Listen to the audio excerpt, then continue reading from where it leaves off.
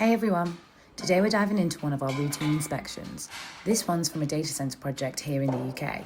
These checks are part of what we do to ensure everything runs smoothly on site. Now, take a look at this mechanical duct. It was installed 218mm longer than designed.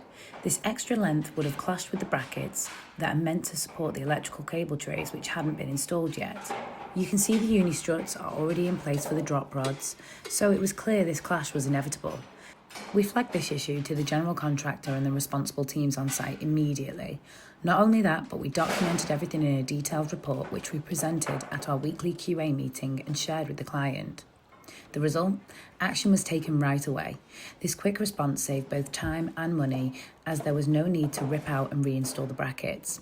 It also meant that the cable containment system could be installed on time, keeping the project on track. Another bonus? Because we caught this early, there was no need to update the design drawings for the brackets or the containment they support. A small win, but one that makes a big difference in keeping things efficient. And there you have it. A little hiccup caught and resolved quickly, thanks to solid communication and our commitment to quality assurance. That's how we keep things moving. See you again next time.